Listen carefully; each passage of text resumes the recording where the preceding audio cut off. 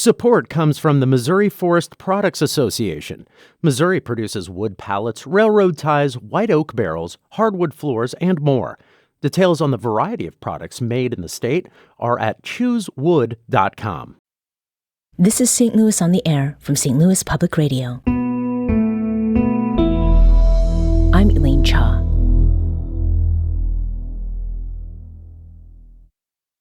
Labor Day weekend marks the end of the summer vacation season. For the rest of the hour, we thought it appropriate to travel 3 hours west of St. Louis to the Lake of the Ozarks and go back in time to learn when and how it became such a popular tourist destination. To guide you through that, here's Suzanne Hogan, a senior podcast producer with our sister station, KCUR in Kansas City, and a recent episode of its podcast, A People's History of Kansas City. If you grew up in Missouri like I did, you already know this, but this time of the year especially is prime time for one of the state's most popular tourist destinations, the Lake of the Ozarks. It's the closest you can get to being on the ocean in the Midwest, in my opinion. I like doing the jet ski. I like parasailing. I like both of them.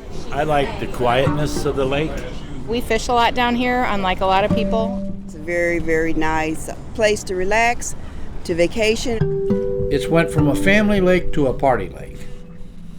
Of course, it means different things to different people, and it's always changing.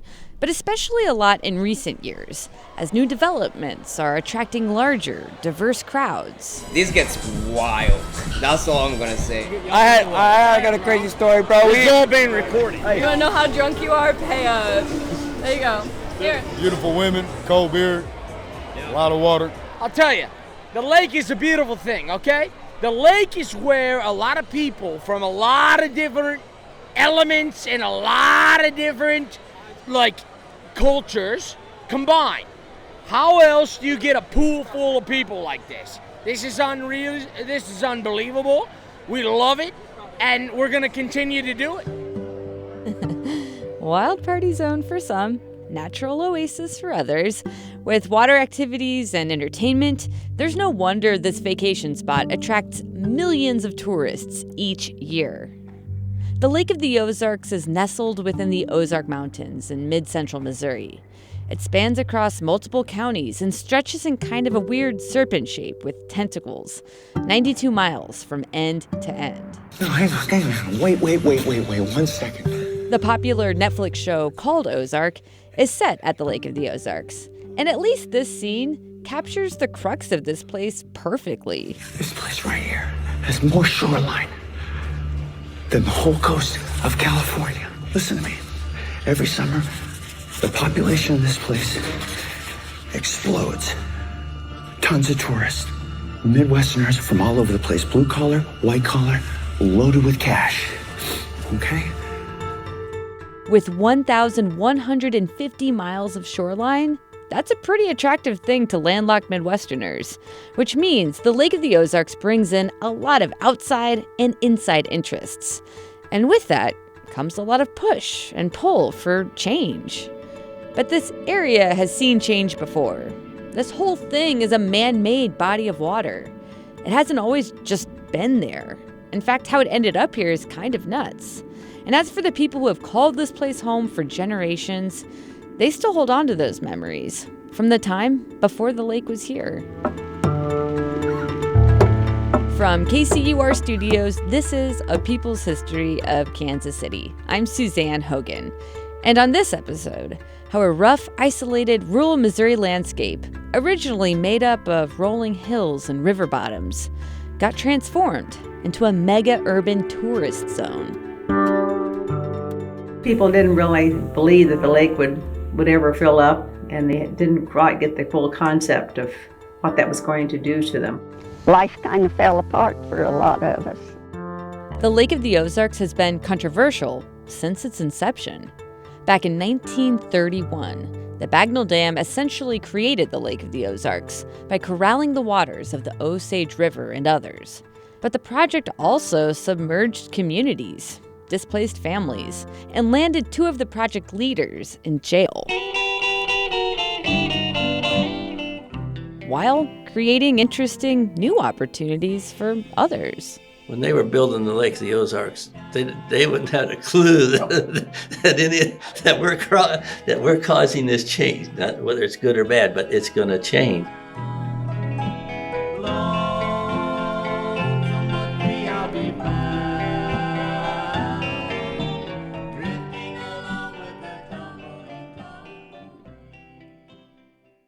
I first met the authors of the book, A People's History of the Lake of the Ozarks, back in 2018, before this podcast even existed. I was working as a producer for our daily talk show on KCUR called Central Standard, hosted by Gina Kaufman. Unfortunately, it's not on the air anymore, but it was one of the first avenues I had to dig into undertold local history stories. So when I came across this book, I was immediately fascinated by the concept, and we invited the two authors on for a segment. So a couple of Ozarkians have documented that story in a new book, The People's History of the Lake of the Ozarks. Kent Van Landet, good morning. Good morning, and thank you for having us. Thanks for being here. And Dan William Peak, hello to you too. Thanks.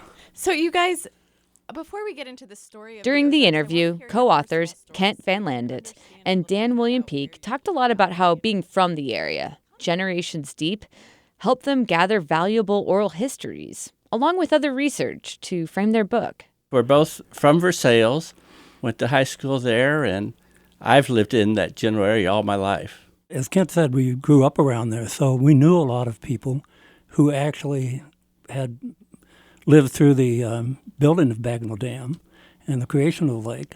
And I'm a hillbilly. You know, I play the banjo, I like moonshine, you know, all that stuff that it is stereotypical.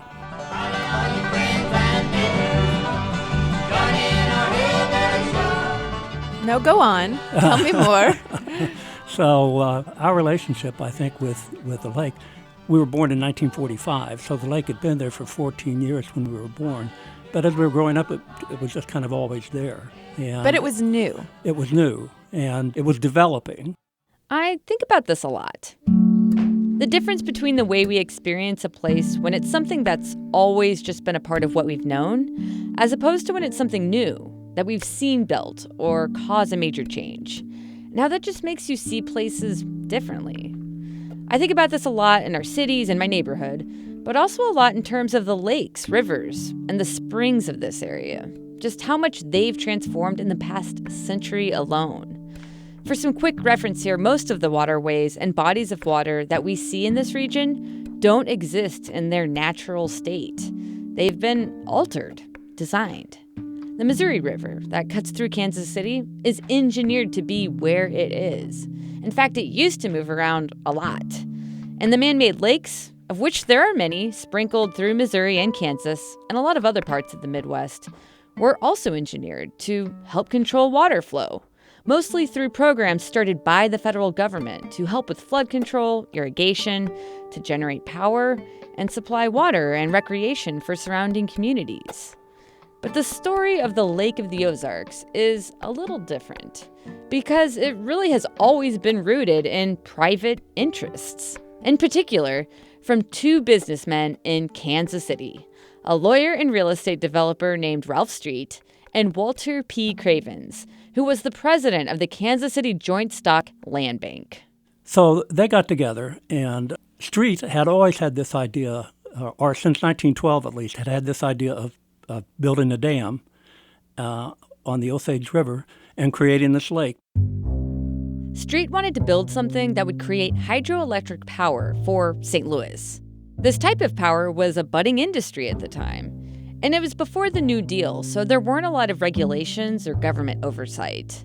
So Ralph Street starts working with Walter P. Cravens, who also saw the financial potential in this, and being the head of the land bank, he had control of a large amount of foreclosed properties in Kansas and Missouri. The plan was to trade. We'll go down to the Ozarks. We'll tell these people in the Ozarks that we'll give them land in Kansas or Missouri that's actually farmable. And that way they won't mind giving us the property they have. Street and Cravens joined forces officially in 1924 and created the Missouri Hydroelectric Power Company and a cover corporation called Farmers Fund, Inc. that would deal with the transfer of bonds and mortgages. Well, there's a little miscalculation there. One, people were already making a living in that area through hunting and farming. People of mostly German, Scotch-Irish, and some indigenous descent had been homesteading and squatting in the area for generations. And historically, the Osage River was a valuable waterway to the Osage and other tribes. The communities in the early 1900s were small and functioned on their own economies. They were isolated from the bigger changes happening on the outside, but were described as resilient, resourceful, independent, and full of pride. And second, the methods Street and Cravens were using to finance and incentivize people to leave their homes weren't exactly legal. Street sent a crew down there with $5 bills in their pocket, and they went from house to house and said, we'll give you a $5 bill for a 3-year option on your property. So then imagine the surprise of the mountaineer when somebody knocked on his door or her door and said, we were going to exercise the option on your property.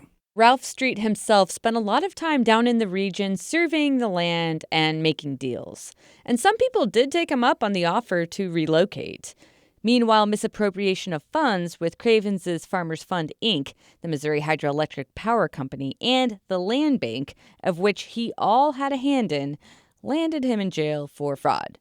But even by that point, things were in motion, and the plan continued on.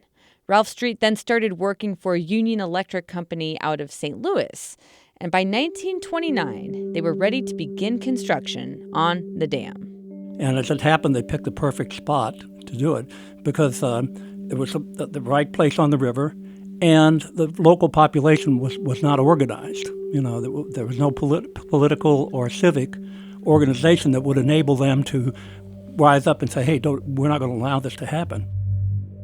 Beyond the land deals, to prepare for the dam's construction and transforming the landscape into a lake bed with turbines, Union Electric had to remove and clear structures. They burnt down homes, cut down trees, moved cemeteries. For a lot of people living there, it was a confusing and traumatic time. When you're very poor and you've lived in that area, haven't seen any major construction. First, it's the people hear the dam was going to be built, and they said, well, yeah, that'll take forever, and if it works. And then people were like, say, 30 miles upstream, you know, kind of hear about it, but say, well, something down there is not going to impact them. Many things went under the Lake of the Ozarks. Many things forgotten today. The 75th anniversary of the Lake of the Ozarks Bagnell Dam documentary captured stories from some of the former residents of one of the larger displaced towns, Old Lynn Creek, which sits beneath the water today. And this leads down to the town of Lynn Creek. Only thing is, you can't get there from here. The route to Old Lynn Creek lies in stories and memories. The documentary lets us actually hear from some of the people who lived through this change, but aren't around anymore. Nobody could believe it could happen. I realized what it was all about. Life kind of fell apart for a lot of us. One time I tried to put together a little poem using the names of some of the forgotten towns. The old town of Lynn Creek lies there in the deep, and Nonsuch and Purvis and Wayhan so sleep, and Gladstone and Irontown their company keep. The old town of Lynn Creek lies there in the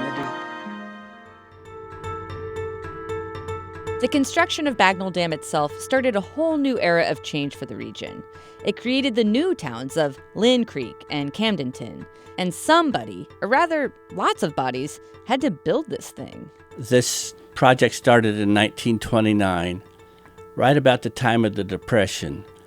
And you can talk to older people, and we were able to interview people that said there was not a depression in that area because the construction of the dam employed about 4,000 people on any given day. Union Electric, in their records, said that they employed over 20,000 people. So therefore, people could find jobs there. Some of the very people who were displaced by the construction of the dam found themselves working to build it. And with so many people carving out new beginnings and coming in for work, different structures and accommodations had to be built, and a new type of community was formed. People worked around the clock. Add that to the already bustling surrounding railroad lines, they even built a special line to go through the dam to help with construction. In those 2 years, the area saw a lot of change happen very quickly. And what was once a super rural, isolated, small population started to shift and become more urban. In February of 1931, the lake began to fill.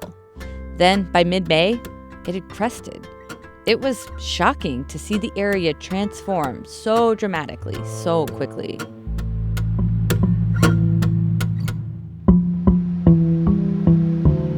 Some never believed it would hold water. They didn't think the water would get that high.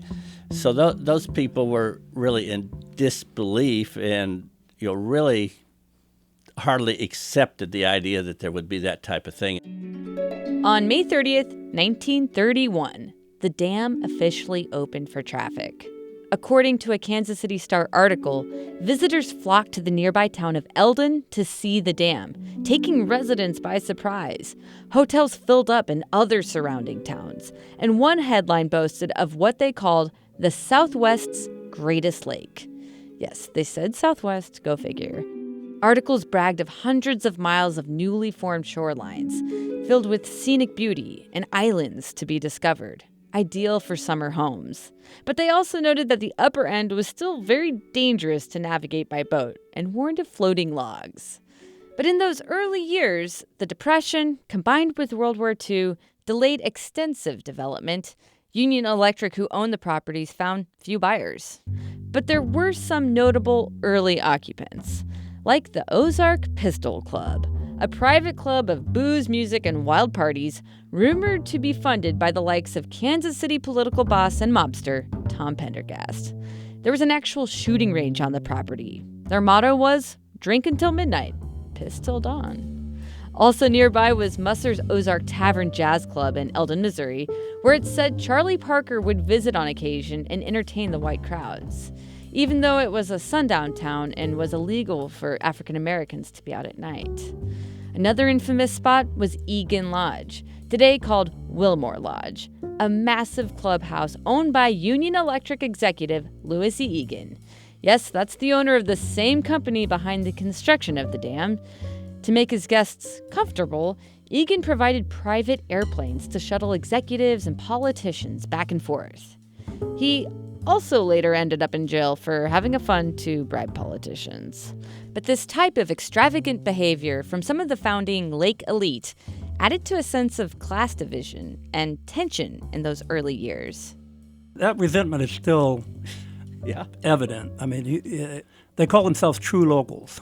Kent and I are true locals, because our families go back way beyond when the lake was created by the impoundment. There's still that idea of us and them, the newcomers and the true locals.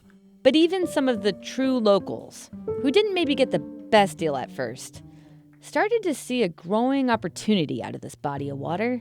There were untapped potentials in this different type of economy. And this new lake life was the type of thing they could capitalize on for themselves.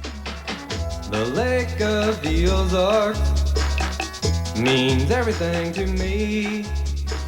The Ozarks. If you can't relax here, you likely never will. We'll get back to the story from KCUR Studios about the Lake of the Ozarks in just a moment. This is St. Louis on the Air on St. Louis Public Radio. The lake of the Ozarks is home sweet home to me. Let's return to the history of the Lake of the Ozarks with Suzanne Hogan, senior producer with KCUR Studios, and this episode of A People's History of Kansas City. If you come looking for ritzy accommodations here in the Ozarks, you won't have any trouble finding them. They are here. After all, what could be nicer in the late afternoon than taking care of some knitting or going to work on the next day's fishing lure and watching the kids take one last dive? The dam's construction after 1931 created a ripple effect of development that the lake's early visionaries most likely never could have imagined. The 1930s and 40s were an era of new regulations in the United States with the passage of the New Deal, and it became illegal for public utility companies to engage in outside business.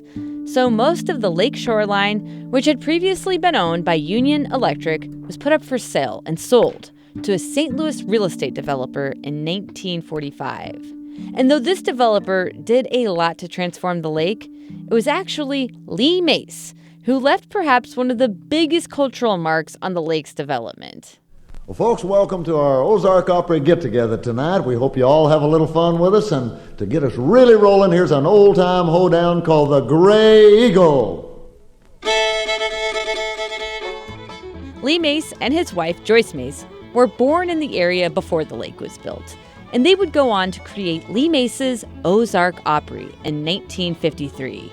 It was a hillbilly musical cultural icon that would influence other entrepreneurs and transform the region and outside perceptions of it for decades to come. They were the first ones locally to recognize that the lake could be a commercial fulcrum, that they could actually profit from figuring out what people wanted to do. Dan William Peake, who is one of the co-authors of the book A People's History of the Lake of the Ozarks, also wrote a book all about the Mace's contributions to the area and the Ozark Opry. Like I said earlier, I talked to him back in 2018, but should note that he passed away a year after that interview. Dan was an endless time capsule of information and keeper of so many fascinating stories from this place that he loved so dearly. I played in Lee Mace's Lee Mace's Hillbilly Hootenanny when I was 18. By the time Dan started playing the banjo at the Opry, it was already a regional icon. But Lee Mace's musical beginnings came from his childhood in the 1920s and 30s. He was raised in a musical household, went on to serve in the military, where he famously found a stand-up bass broken in the trash. He took it home, had it repaired with an old baseball bat. I know, it's wild. And he went on to play it for years. You can actually go see this bass fiddle on display at the Missouri State Museum in Jefferson City today. All right, the Lake of Ozarks Square Dancers. Hey, grab your fun! According to Dan William Peake, Lee Mace and his wife actually left the Ozarks to spend a little time in the country music capital of Nashville, working for the famous country radio station WSM.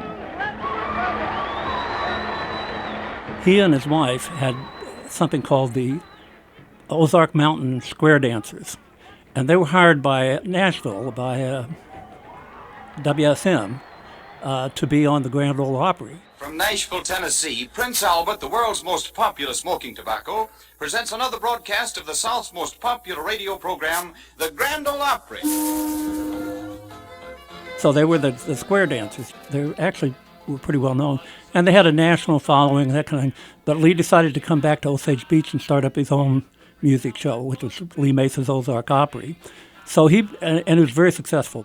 Here at the Ozark Opry, we always try to include something for the kids, and our funny man has got a song for the kids. While Nashville's Grand Ole Opry promoted country music, Lee Mace's Ozark Opry was all about preserving the old-timey mountain hillbilly tradition, the aesthetic he grew up with.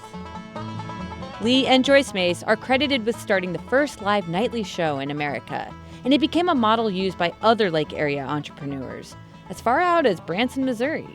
And this had a ripple effect on the locals and the economy as more and more businesses and resorts popped up, as did other forms of entertainment, and it all brought in more outsiders. It came to shape what people thought of the Lake of the Ozarks, this hillbilly mecca of family fun, lake activities, and entertainment. But it also became a symbol of economic progress for the area. In the post-World War II era, the Greatest Generation and the boom of babies they created embraced the ethics of hard work combined with a newfound sense of prioritizing leisure and family, the American dream. The concept of vacations and lakeside properties were being marketed to the masses. This obviously wasn't the case for everyone and only catered to a certain economic class, and the Lake of the Ozarks was mostly segregated until after the Civil Rights Act. Though close by, the growing black middle class of the 1950s and 60s also enjoyed their own man-made lake resort called Lake Placid, which could be its own episode. But as America was changing, this lake was changing, making way for more entrepreneurs, working people, and champions of the lake, as author Kent Van Landet, who still lives in the area, likes to describe them. And that's when you started to see the growth start. And what happened to cause it to continue was once they were down there for a week, they would start looking for restaurants and maybe a grocery store and maybe a place to buy souvenirs. And then all of a sudden, they were down there and they got a scratch on their arm and they needed stitches or something. Well, they need medical care. It's that snowball, how the actions of a few at first affect more and more and more people and can eventually completely transform a place. Today, newer roadways have made it easier for people to get to the lake, which has led to more and more traffic. Resorts have opened, closed, old cabins have been completely renovated or torn down. There are more services and types of entertainment.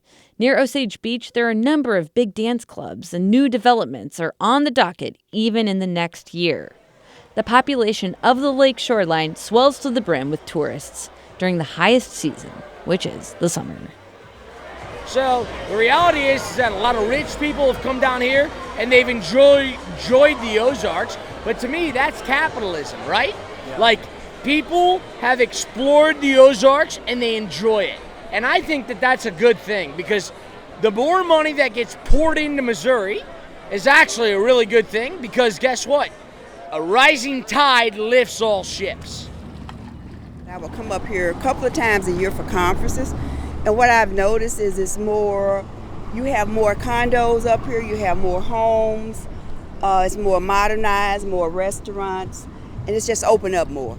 When I came home after 10 years, the area had changed so dramatically. There are places that are completely gone that it just is not recognizable. I took my nephews out on the boat last year, and we could not find a cove without a house. Even Lee Mace's old Ozark Opry isn't around anymore.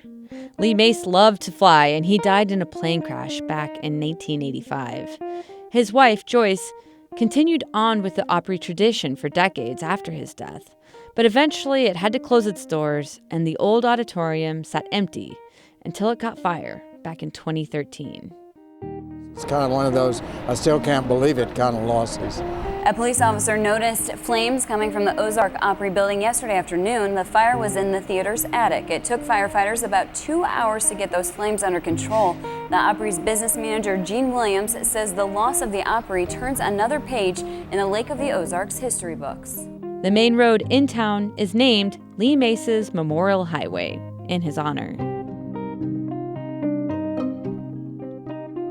Recently, I met up with the People's History of the Lake of the Ozarks author, Kent Van Landet, and the late Dan William Peake's wife, Joy Peake, at a library in Versailles, Missouri, that same town where they all grew up together. What were you guys like in high school? Well, Dan says I wouldn't have anything to do with him, but that really wasn't true. But but anyway, we didn't date at the time. We were just real good friends all the way through school. Joy's family roots also run deep here, going back generations. Her parents were interviewed for the book, and after they retired, they started cataloging the graves that were moved to higher ground during the dam's construction. She says not all the graves could have realistically been moved, which adds a certain sentiment and lore to the mysteries of what all lies beneath the waters today. Like the popular tale of the sunken church bell that used to be at Old Lynn Creek. I don't know if it's true or not, but supposedly there's a church that's got a bell that rings. But it's underwater, so I think it's probably a folklore, but it's kind of a cool thing that they say that they can hear that bell ringing from the church. Joy still lives on the lake in the house that she shared with Dan. She gets that some change is inevitable, but it still doesn't make it easy. And now most of those fishing cottages are gone. The houses came in to start with. They were a little bit bigger than the fishing cottages. And then all of a sudden they started disappearing because of some of the rules about, the sewer systems and whatever. And now we have condos. And so instead of having a one house sitting there. There's a huge condo that has maybe, 80 units, which increases the number of people perhaps on the lake or coming to use the facilities, the grocery stores or the movie theaters or whatever. So it's just truly has become urban from what used to be rural hillbilly area. And me as a regular local, I just assume they all go home. But that's probably not nice to say, but I like the quiet. I like the being there, being able to do non-urban things, but it is nice to have that. Of course, I guess you also look at it, if you're a local that owns a business, you look forward to those people coming. You want them to come. She acknowledges the tension in that. The change isn't always all good or all bad. It just is. Sometimes it's just a complicated emotion that you just sit with, feel, and live. Before we wrapped up our visit for the day, both Kent and Joy brought up the story of a lilac bush. It's how Dan William Peake started the People's History of the Lake of the Ozarks book. He wrote, "It may still be custom of some rural folk, as it was in earlier times, to take a plant clipping from an old home place when moving to a new or other place. In the Ozarks, the most common such clippings were probably that of a lilac." They took with them part of the land in a lilac bush. So, that was something that they were trying, and they knew they had to move. They knew they were going to be, dislocated from their family land, but they wanted to take part of it with them. Dan went on to write, "Swaddled in mud, to be planted in the solid of the next home or farmstead, lilacs are a durable bush, and it's likely some of those born of such clippings from the lands and homes that were submerged by the creation of the Lake of the Ozarks in 1931 still blossom where the families removed came to rest." This episode of KCUR Studios podcast, A People's History of Kansas City, was narrated, written, produced, and mixed by senior producer Suzanne Hogan, with editing by Madeline Fox and Mackenzie Martin, and research assistance from Gabriella Lacey and Noah Zahn. KCUR Studios produces a number of other great podcasts. Another episode of A People's History of Kansas City examines how Missouri got its name and how Missouri is the birthplace of sliced bread.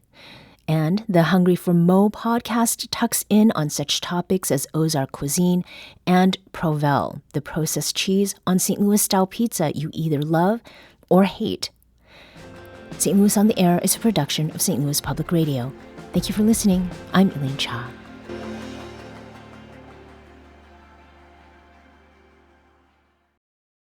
Support comes from the Missouri Forest Products Association. Missouri produces wood pallets, railroad ties, white oak barrels, hardwood floors, and more.